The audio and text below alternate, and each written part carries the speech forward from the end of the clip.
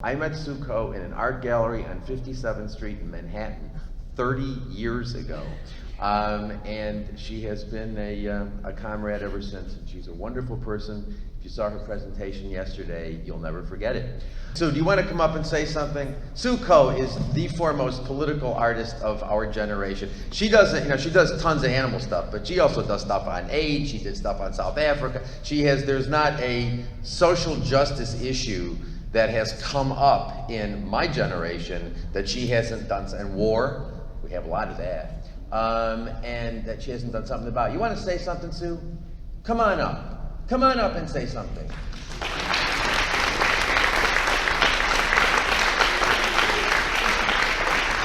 If there are any more of her prints out there, if there are any left, get them. It's such a pleasure to see all your beautiful faces. This conference has given me another year of energy to keep going. And in terms of activism, what I do is I don't use a camera, I draw. And I ask people their stories. And people have very rarely asked any questions, especially the working poor. So when you ask them an opinion, because I was never asked a question either, and then they'll really start communicating, and I draw, and then you slow time down by drawing, because you don't have a digital device. And I just came from the most beautiful place around here. It's a nursing home, care home for the elderly seniors. And it would be a beautiful place to draw. It's Roman Catholic. And we met a man who was very close with Father Barragan. And he was in his 90s. Was he Father Joseph? Father Louis. And he was so beautiful. Very tall, and he had 2 hearing aids. So I could have just stayed there all day listening to his Father Barragan stories and how he's an activist. And we were saying, well, what about Clinton? And he said, she needs help. She needs our help. And it had such good energy that's not about despair, it's positive energy. And then we met a wonderful woman who's in her 80s, who's very, very smart. So I'd love to go in there and draw, and that's how I draw in slaughterhouses. I just assume people are very intelligent and they have a lot to share, especially about animals.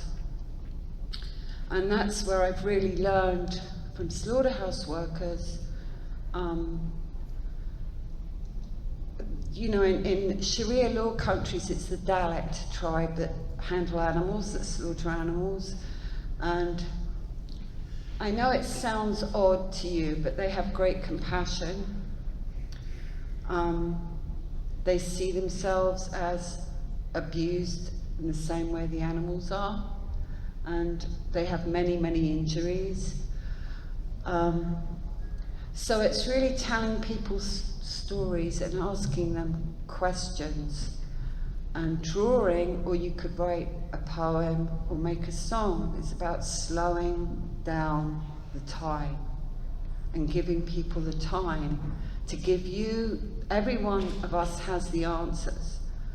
And so when you ask people, what should we do about this? They think, and then they can hear themselves speak. And it gives you such a positive affirmation that we can make a non-violent world. When you just listen to regular people, not in universities, because universities are like cesspools of cynicism and despair. Except for Garys, the 2 Garys, they're not like that. What else should I say? Do we have to? Well, have you got any questions? Questions about art or activism?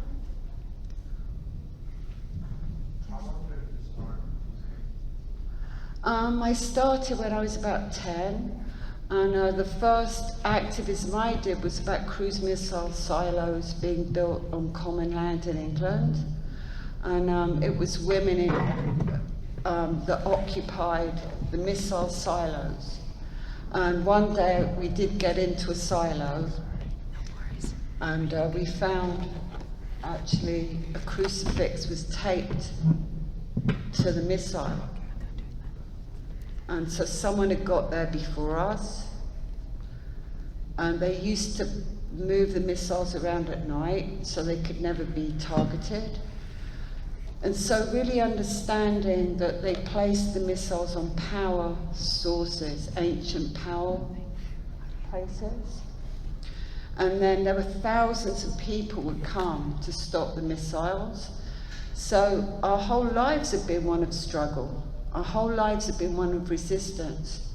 And it's just being so positive that we have the solutions and we can do this. And in terms of that art I do, I'm going to humbly say that I've used the abolitionist approach, and that works. It works so well. When I'm just speaking with people, that's why I like it, because it's simple, it's truthful, and it gives people something they can do. It empowers them. So the artwork is a way of making vegans, and it does. Because when I was a young artist, I could never afford even a postcard. I'd go in a gallery or museum and you can never ever buy anything. And the one painting you like, they'd never have a postcard of. So I always wanted to change that in the art world, to make pictures affordable and spread them around like seeds. And that's really worked. So you could do it with poems or cards. Okay, you're getting bored now.